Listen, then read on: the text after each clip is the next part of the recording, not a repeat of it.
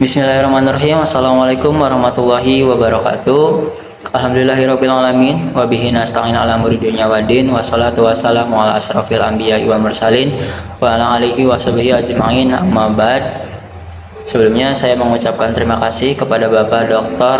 Budi Manfaat MSc yang mana selaku dosen pengampu pada mata kuliah metode penelitian, yang mana telah mengizinkan saya untuk bisa membuat video tugas akhir pada kali ini. Izinkan saya memperkenalkan diri. Perkenalkan, nama saya Muhammad Darul Rahman dengan NIM 238105000. Saya merupakan mahasiswa semester 5 kelas B. Video ini dibuat yaitu dimana saya akan mempresentasikan hasil penelitian atau hasil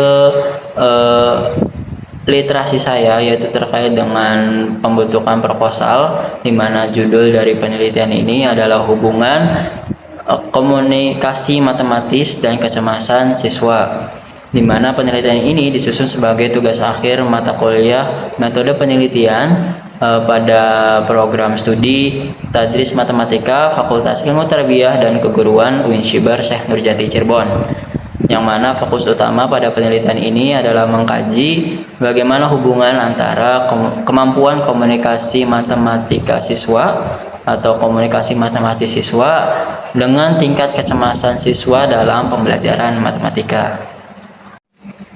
Oke, pertama-tama di sini saya akan bahas yaitu terkait dengan bab 1 pendahuluan, di mana terdapat beberapa bagian, yaitu ada latar belakang, terus pernyataan dan pertanyaan penelitian, kemudian relevansi dan pentingnya penelitian. Pada kali ini saya akan membahas yaitu terkait dengan latar belakang terlebih dahulu, di mana saya telah membuat poin-poin penting yaitu sebagai rangkuman dari pembahasan yang ada pada latar belakang saya.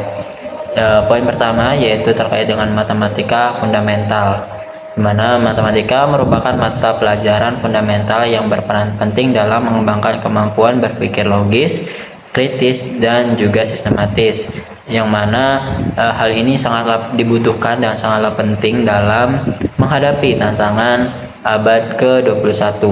Namun dalam praktiknya matematika seringkali dipersepsikan sebagai mata pelajaran yang sulit dan menakutkan bagi siswa. Hal ini menimbulkan fenomena kecemasan di mana matematika sering ditakuti, yang mana hal ini berdampak pada prestasi dan psikologi siswa. Apa sih yang menyebabkan faktor di mana kecemasan tersebut atau hal-hal yang ditakuti pada pelajaran matematika? Hal yang sering diabaikan adalah komunikasi matematis, di mana kemampuan mengungkapkan ide dan penalaran matematis ini sering terabaikan, yang mana hal ini menjadikan atau terciptanya yaitu kesenjangan pemahaman, di mana siswa seringkali mampu mengerjakan soal secara prosedural tetapi mengalami kesulitan dalam menjelaskan ide, alasan logis, dan proses berpikir matematis mereka. Kondisi ini menunjukkan adanya kesenjangan antara penguasaan prosedur dan pemahaman konsep yang bermakna. Selanjutnya yaitu bagian pernyataan dan pertanyaan penelitian. Berdasarkan latar belakang yang sudah saya jelaskan sebelumnya, pernyataan masalah dalam penelitian ini adalah rendahnya komunikasi matematis dan kecemasan siswa. Namun, penelitian hubungan keduanya masih terbatas. Oleh karena itu, penelitian ini dirumuskan ke dalam 3 pertanyaan utama. Pertanyaan penelitian yang pertama yaitu bagaimana gambaran komunikasi matematis siswa, kemudian yang kedua yaitu bagaimana gambaran tingkat kecemasan matematika siswa, yang ketiga yaitu sejauh mana hubungan komunikasi matematis dengan kecemasan siswa.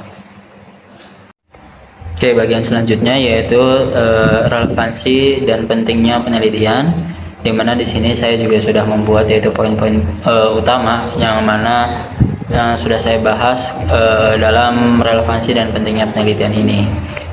Poin pertama yaitu kontribusi teoritis. Penelitian ini memiliki relevansi yang sangat baik secara teoritis maupun praktis. Secara teoritis, penelitian ini diharapkan dapat mengisi kesenjangan penelitian dan memperkaya kajian teori pembelajaran matematika, khususnya mengaitkan aspek-aspek kognitif dan afektif siswa. Kemudian yaitu implikasi praktisnya, yaitu secara praktis hasil penelitian ini dapat menjadi dasar bagi guru dalam merancang strategi pembelajaran yang komprehensif. Tidak hanya menekankan penguasaan materi, tetapi juga memperhatikan kondisi psikologi siswa. Kemudian di sini manfaat bagi siswa, yaitu di mana mendapat meningkatkan prestasi dan membangun sikap positif terhadap matematika. Kemudian yang terakhir yaitu pada bagian pengembang kurikulum. Hasil penelitian ini juga dapat menjadi pertimbangan bagi pengembang kurikulum dalam menyusun program pembelajaran dan intervensi yang tepat. Oke, selanjutnya di sini saya akan membahas yaitu terkait dengan bab 2, yaitu pada bagian tinjauan konseptual. Di sini saya sudah membagi 3 poin konsep, berarti di mana konsep yang pertama yaitu komunikasi matematis.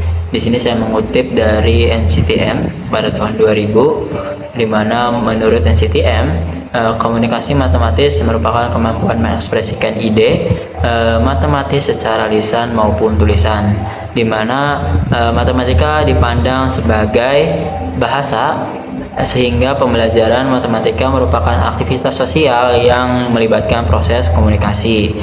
Kemudian konsep yang kedua yaitu kecemasan matematis, di mana di sini saya mengutip dari Ascraft pada tahun 2002. Di sini kecemasan matematis merupakan perasaan tegang, cemas, takut yang mengganggu kinerja matematika, di mana kecemasan ini mencakup komponen kognitif, afektif, dan fisiologis yang saling berkaitan. Kemudian yaitu konsep yang ketiga adalah pemahaman konseptual, di mana menurut Kilpatrick et al. Pada tahun 2001, pemahaman konseptual yaitu merupakan pemahaman yang terintegrasi dan fungsional ide matematis. Pemahaman konseptual berperan sebagai penghubung antara komunikasi matematis dan kecemasan siswa. Oke, pembahasan selanjutnya yaitu tinjauan teori. Di sini pada penelitian ini didukung oleh beberapa teori utama. Yang pertama yaitu teori komunikasi matematis yang dikutip dari NCTM, di mana menegaskan bahwa komunikasi merupakan proses esensial untuk mengorganisasi dan memperjelas pemikiran matematis siswa. Kemudian konsep yang kedua atau teori yang kedua yaitu teori kecemasan matematis atau kecemasan matematika. Ini menjelaskan bahwa kecemasan berkembang secara bertahap, mulai dari kecemasan umum hingga kecemasan terhadap konsep matematika yang abstrak. Kemudian teori yang ketiga yaitu konstruktivisme sosial dari Vygotsky, di mana menekankan bahwa interaksi sosial dan komunikasi memiliki peran penting dalam pembelajaran. Kemudian teori yang terakhir yaitu teori beban kognitif. Ini menjelaskan bahwa kecemasan matematika dapat meningkatkan beban kognitif siswa sehingga menghambat proses pembelajaran. Sebaliknya, komunikasi matematik yang baik dapat membantu mengurangi beban kognitif tersebut. Oke, selanjutnya pada bagian riset terdahulu dan kerangka berpikir. Di sini untuk bagian riset terdahulu saya mengambil penelitian yaitu sebanyak 2, di mana penelitian pertama yaitu saya ambil dari penelitian Limibao et al. Pada tahun 2016, di mana mereka menemukan bahwa komunikasi matematis yang baik dapat meningkatkan prestasi dan menurunkan kecemasan. Namun, di sini pada penelitian Mashaf et al. Pada tahun 2025, di mana di sini mereka menyatakan bahwa siswa dengan kemampuan matematika tinggi masih dapat memiliki kecemasan meskipun komunikasi matematisnya baik. Kesenjangan penelitian ini terletak pada belum adanya penelitian kuantitatif korelasional yang secara langsung menguji hubungan kedua variabel tersebut. Oleh karena itu, kerangka berpikir penelitian ini memandang bahwa komunikasi matematis itu dianggap sebagai kognitif dan kecemasan matematika itu merupakan sebagai afektif yang saling berkaitan. dengan dugaan yaitu hubungan negatif di antara keduanya, yang mana diduga hubungan komunikasinya ketika menurun, maka kecemasannya akan meningkat, ataupun mungkin sebaliknya. Seperti itu.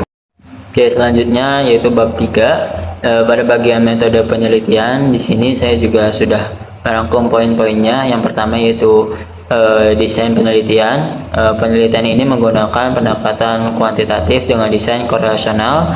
Desain ini digunakan untuk menguji hubungan, kekuatan, dan arah hubungan antara variabel tanpa melakukan manipulasi perlakuan. Kemudian yang kedua yaitu subjek penelitian. Subjek penelitian pada kali ini yaitu adalah siswa SMP atau MTS kelas 8 dengan jumlah minimal yaitu 100 siswa dari beberapa sekolah. Kemudian di sini dalam tekniknya saya menggunakan purposive sampling. Kemudian untuk yang ketiga yaitu instrumen penelitian. Instrumen yang saya gunakan adalah terdiri dari tes uraian yang mengukur komunikasi matematis dan angket untuk mengukur kecemasan matematika siswa. Kemudian di sini untuk yang terakhir yaitu bagaimana prosedur pengumpulan data. Ini dilakukan secara sistematis mulai dari perizinan, kemudian persiapan instrumen, hingga pelaksanaan tes dan pengisian angket. Oke, kemudian pada bab 3 bagian teknik analisis data. Di sini saya menggunakan 4 teknik atau 4 langkah analisis data. Yang pertama yaitu statistik deskriptif, di mana hal ini digunakan untuk menggambarkan distribusi data seperti mean, median, modus, dan standar deviasi. Kemudian yang kedua yaitu uji prasyarat, di mana ini merupakan uji normalitas dan uji linearitas.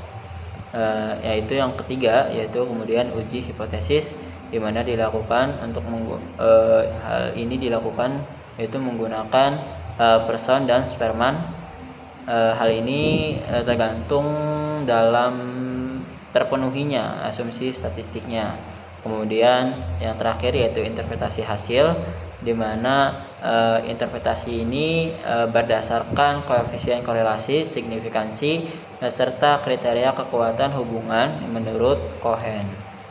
Oke, sebagai penutup, penelitian ini mengkaji hubungan antara kemampuan komunikasi matematis dan tingkat kecemasan siswa dalam pelajaran matematika menggunakan pendekatan kuantitatif korelasional. Diharapkan penelitian ini dapat memberikan kontribusi teoritis dan pengembangan kajian pembelajaran matematika serta kontribusi praktis bagi guru dan sekolah dalam menciptakan pembelajaran matematika yang lebih efektif dan humanis.